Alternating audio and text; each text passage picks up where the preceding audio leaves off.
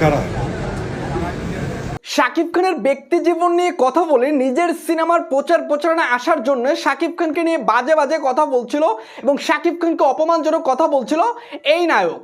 এখন আবার তিনি পপুলারিটি পাবার জন্য, আরো পপুলার হওয়ার জন্য, আরো শাকিবিয়ানদের গালি খাওয়ার জন্য শাকিব খানের এই প্রিয়তম সিনেমার হেয়ার লুক চুরি করে তেল মারা পুরস্কার নিতে আসলেন আমাদের সুপারস্টার খ্যাত নায়ক আফরান নিশো, যার নিজের কোনো যোগ্যতা নাই।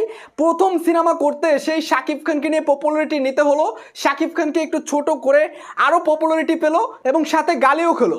দেখেন এখানে পুরোটাই আফরান নিশো শাকিব খানকে ফলো করে আসছে, কারণ চুল দাড়ি সবকিছু একদম শাকিব খানের প্রিয়তম সিনেমার পুরো কপি। এবং এটা শুধু আমার কথা না, যদি আপনারা এই ভিডিওর কমেন্ট বক্সে যান তাহলে আপনারা দেখতে পাবেন যেখানে সবাই বলতেছে শাকিব খানকে আবারও কপি করছে। কারণ বেশ কিছুদিন কিন্তু তিনি মিডিয়া জগৎ থেকে একটু গা ঢাকা দিয়েছিলেন, হঠাৎ করে যখন তিনি তেল মেরে একটা পুরস্কার পেলেন, কারণ শাকিব খান কিন্তু এই প্রথম আলোকে বুড়ো আঙ্গুল দেখিয়ে দিয়েছে। কারণ যেখানে শাকিব খানের প্রিয়তম সিনেমা দিয়ে পুরস্কার পাওয়ার কথা, সেখানে সুড়ঙ্গ সিনেমার হিরো আফরান নিশো তিনি কিভাবে পুরস্কার পায় সেটা নিয়ে সবারই একটা দ্বিমত রয়েছে।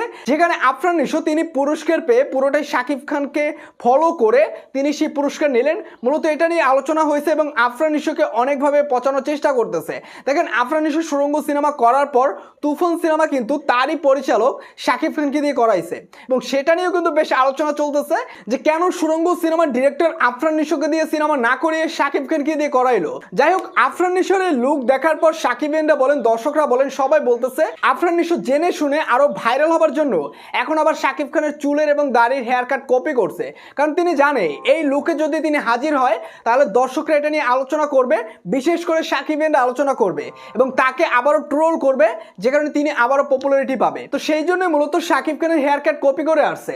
তো ভাই ব্রাদার, যে আফরান নিশো যে শাকিব খানকে কপি করলো সেই বিষয় আসলে আপনি কি বলবেন? অবশ্যই আপনার মূল্যবান মতামতটি কমেন্ট বক্সে জানিয়ে দেবেন এবং চ্যানেলটিতে নতুন হয়ে থাকলে নিত্য নতুন আপডেটগুলো সবার আগে পাবার জন্য চ্যানেলটি সাবস্ক্রাইব করে রাখবেন।